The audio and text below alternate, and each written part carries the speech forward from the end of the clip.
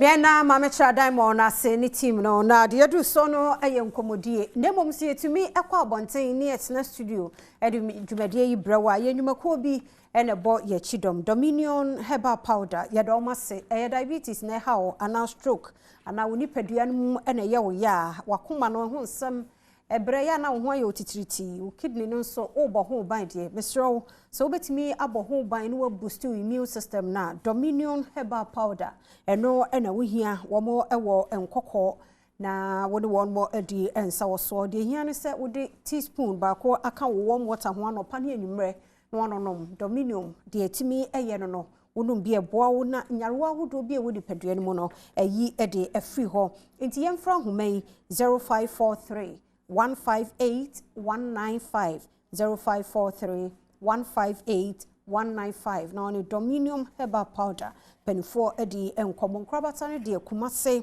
suhum sunyan agona hwedu akwati akuapem mountains ho kofo dua ne Accra ne Somenya eho nyina wonmo ewo ho na afa DBS eno ne nchensen papa na wohia na dan wadu ne moso no udi beguso se woni e condition kura woni how fi so obeso de bia wi abokura dan ma nyunyu no DBS mfo nchensen na no ne papa nti baby a wo bia se dan school ana sorry ana wo fie wo store bi na adru moso a DBS for de na me come for a day amount Franco Trading Enterprise ho so phones ni ho akade ani TV nso ni Mr. Okoho na ne Franco Trading Enterprise eni nsa wo so o mai mu ba bia busa Franco a obenya wo mo ye do mo ase wo mada romanti na ama me no mie no nso ye nya kwan na etie nkomo twetwe ahodo ya na ekoso e wa fisembrem nene menya sono mienu bi e wo menchen ha eye nana ya apia papa bi oba sono ono ne kasamafo e de ma boafo heba na fe Hajia Sahadat Suleiman anope me mu ache mu akwaba oba pa ye jo so mo ho aye fedodo Hajia address say on say mo mo ntan nye sa nti o ye no de pie ha na ho se ba bi awu amaye boafo te say bibi akoye pa de nyankopon ase ne wo boa ya nkasa ti wie ma hodo be na boafo wo a wo de boa ye wo de padua mu afia ne ma boafo wo de edos na de me kan fo mani pada sani bia wo hia me hia afia nim se ne yennuane na ye dini nti no koko haye pa man chia hwefo doctor me chia ba bia wo bia koko ewuwu bia ho se de bia ya ameka no obebi ho no mo a onya ne mensese ahofe de we wo se ba no ebubu tot ase de wakwa wokoto nsa ne ebu no tot ama no enye sa no bo ade ka no obi won so obeba ne moja na ni ye tuntuntuntuntuntuntuntum ebi nso moja ni yi ntoantoantoanto ate se bi akatoa no oba nyame ka se wo se 7 days di wutimi eflo enti oba pa wo hia boafo cobites ye won bites ene ye won capsules nti se wuntimi emfa we na afia wabo moden amemene to paye no ebe boa wo ba bi obi ho no ma wo se misisi eye me ya na de ya na san ye mese ba ko no se menwu bo wo se ya na se achimi o na na se no ye sergeant na we IGP minni mo baba anansi no eche no wo hia boafo cobites oba fefe wo hia bi na me nsumi hia bi se de be ya wo menses no ebe flo ne be siesie wo ni padua no afia wo se wo bucket na esi washroom no wo bu nsu oguma ebe di nansa no ne mu aye totro di se wo hwie na wo huhuru na wo ni padua na de na wo de se wo pese wo huhuru ni padua mu di a wo hia boafo cobites anase the capsules obi nso posa na ni obi nso wo se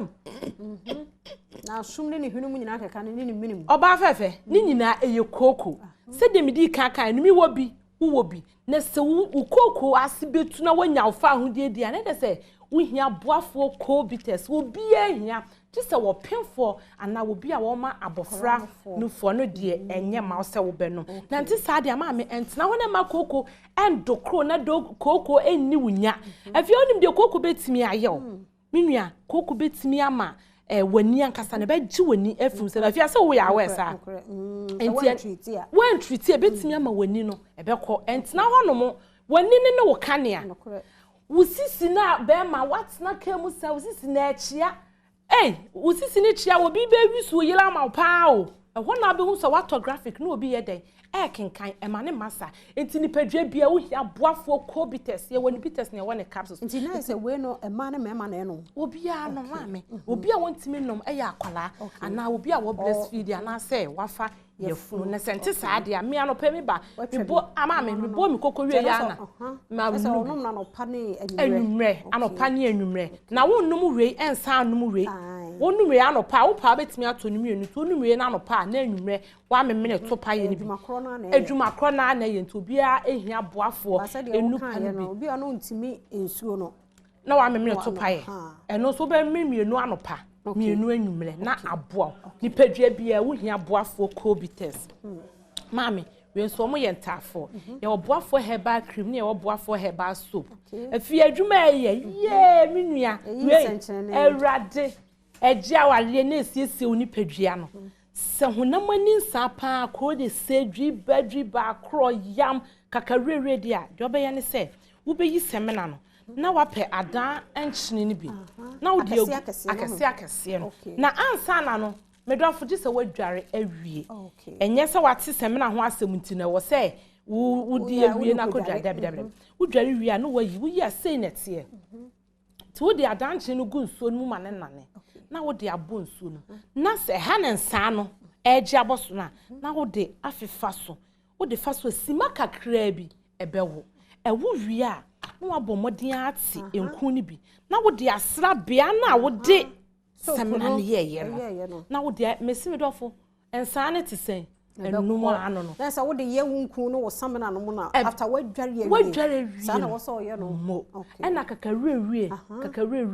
ewrade sister wo bia kone dia love was 7 years basa enti wo rere homa na wo de abɔ nchim se de me kyerew na adan chene no very good na wo de mo enso ne ye de deda na nyunu na wo de asra ho ama no to de sra ho ma na ewo a akola na akola timi tinku no na wo de asra ho enti wo ye ne sa no oba bu ho nso oba fefe ne ye friend sa achemfo yareba ne tina no nyina kuku afia wo se oba bu ho a o mo bote no bu ho no mo ne se eyi utia no nyina eno na ya na wo de ne ho akogim se ye twa ye tinti ono so twa ne tini bi wo boa o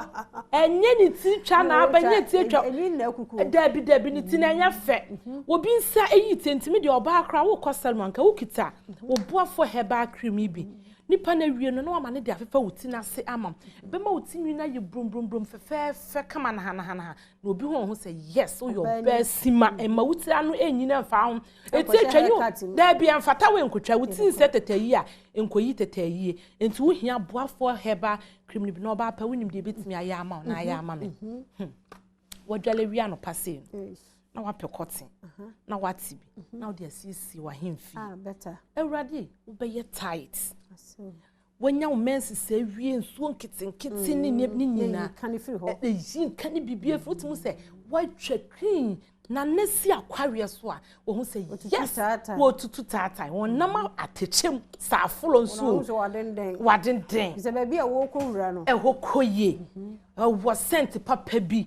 obapa asofo maamefo no wo te ho no mo so na eniema nkoye wo ho no na nipa na wo to nwom no washes na ne singers no wo boafo nti wo de gisofo finisem sofo se me koye program me ne asomasi na ekobeto nwom ama me dabi ekoye sen sofo maame de no enti wo kwa na wo de na di na chi se wo kwa akoto nwom wo beto nwom wo aso dem wi a beto nwom wo paso ama no ukunu be pon adwuma wo so obefie no wo so do me ye meeting wo ne secretary no hye baabi ye meeting san se ekoye ema secretary no wo de enkoye nyeden ema wo seke enji ukunu enfri wo nsem sanse wono no wo boafo ye de odi siesie no oba sima wo ye Mrs entina fie nya me ye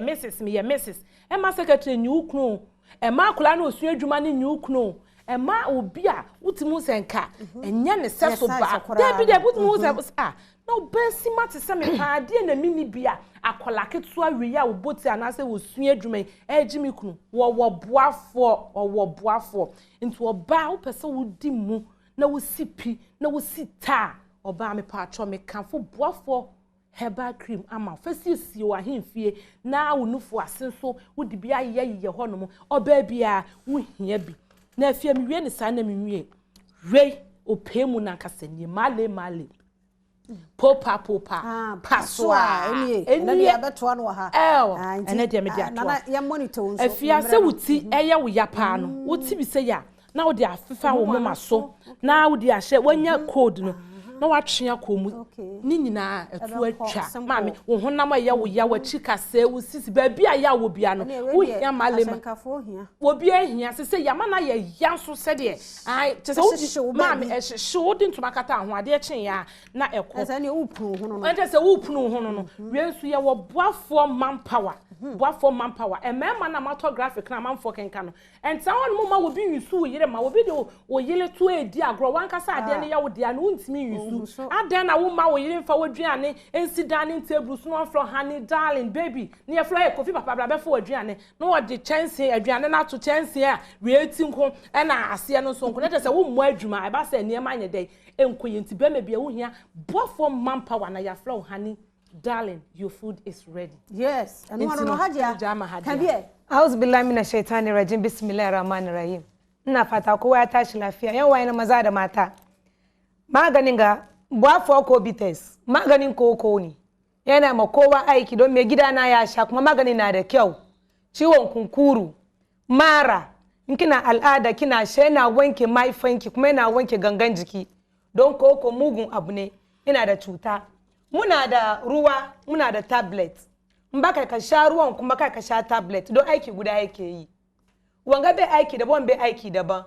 ka tashi kullun kana zama bayan mota kana zama kan okada kunkurun kana ciwo don Allah ku kama boafo ko bites kuna sha ya gyara muku maifa da ciwon baya jikinka kai da kanka kana cin abinci baka san da abincin ke tarawa ba in kana sha wanga magani ya yi maka aiki na biyu muna da sabulu da mai alasan da fuseni tagwaye ne wanga amodari kusha kushi rashes da ke zubowa jikinka in ka samu ruwan gishiri a dango mai manya-manyan nan ka yi ruwan gishiri ka shafa in bayan ka yi wanka ka kare inda rashes ya zuma ka dibiya sabulu cikin ruwan ki shafa da rashes yake zuwa minti 30 ya bushe kida ki kawo mai nan ki shafa jikin shi bakan ki minti kaman kwana uku kwana furkin gan ya wase na biyu mace ya no aso hadia na biyu mace enti ansa ne bedru na biyu na che no na fa namba no to ho na so obi wachi ne benche ye bia se o pedu do a ko hadia facha me na time no aso se na de won so mo bu agu ankaza wu de de anso afia ya namba ne 0244 72 63 67 relax my ye won number no ho 0244 72 63 67 o pedodo atu a obeba kofodua okrase wo kan shi draglins ye nno na adi babia obekobia obenya dodo ayede etu okay enti hadia ya wie wo so fa ode no na biu da fadi wanga male popa baswa ni da kana ya mini aiki domin guwa na nazo wurin sallabayan duka amma da na ya fanda shi na ji dadin shi kuma in kanka na ciwo mura ke da diba ki sa cikin anti ki ja da minti 30 inda ke ciwo ki shashafa ki lulube zani jikin ki minti 30 kin ga daidai ne kin samu lafiyan jikin ki no male ne so de wie enti ha na brema kwan na no pe ye nkomo twetwe ye ne boafo hebafo e de besie nkomo ne mode de woto musini bia ne no nie ye nye de number no so fro wo mo ba bia wo bia no medi tum se ye bebrobe anope ha na ye de simidi afia mankwa tamaklo mind ne kwabna sante eto aso odi